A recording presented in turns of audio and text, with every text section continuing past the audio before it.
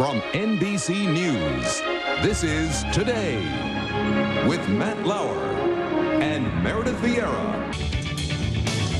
This morning on Today's Travel, shoulder season. That's the time just between the peak travel period for a certain destination and the off-season months, and it just might be the perfect time for you to travel.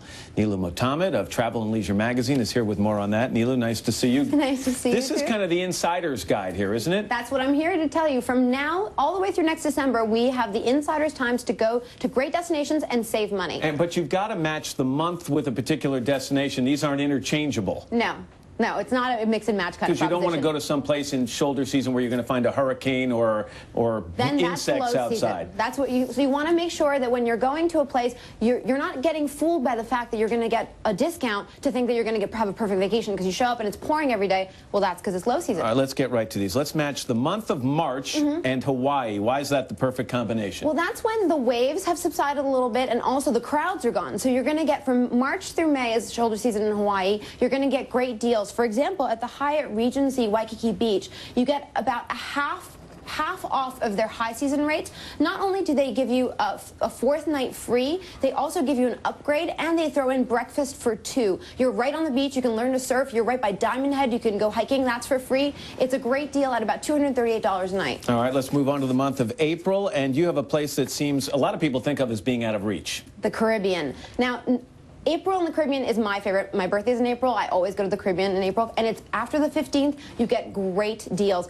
Now, people worry, what about hurricane season? That doesn't start for a month or so after that, right? Exactly. And so during that time, you get great weather. Again, less crowds. You can stay at the Casa de Campo in Dominican Republic for $100 off what their normal rates would be. And you, again, don't get to have to fight the crowds in order to get there. Plus, JetBlue flies there, so you're going to get great lift to get there. Lift is the word they use for airfare. Okay, let's get rid of the summer. Let's go right through it. Let's go to September.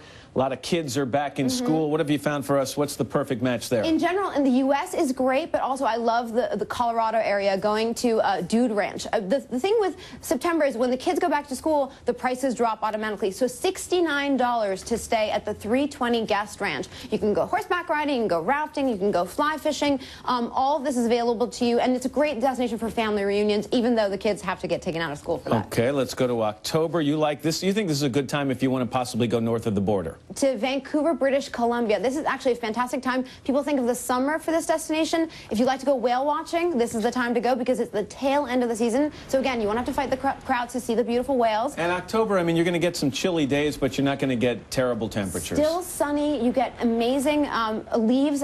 If you stay at a place called the Airy, it's $138 a night to stay at a Relaine Chateau property, some of the nicest hotels in the country or in the world. And I have to say that wine tasting in British Columbia is outrageous, and the food is great too. I definitely recommend it. November, this is the month where a lot of these resorts are gearing up for the big onslaught of tourists for the winter season, and you say this is a really good time to try someplace like the Mayan Riviera. The Mayan Riviera in Mexico is something that we've been talking about for a few years as being really hot. You fly to Cancun, so you've got lots of airfare options, so the flights are affordable. There's great things like the ruins in Tulum, and there's a place called La Vita è Bella, and that means life is beautiful. It's run by 4 Italians, and why wouldn't life be beautiful when you're paying $110 a night to be right on the beach? You have your own bungalow, you have a hammock on your private patio that you can hang out at, and honestly, the beaches in the Mayan Riviera are some of the they're most very beautiful pretty in the beaches, world. long white sandy beaches, which is great. Blue water. I mean, it's kind of one of those idyllic beach destinations. Okay, lastly, we're getting into December now, and this is when a lot of people want to travel. So what have you found? What's the perfect match here? Early December,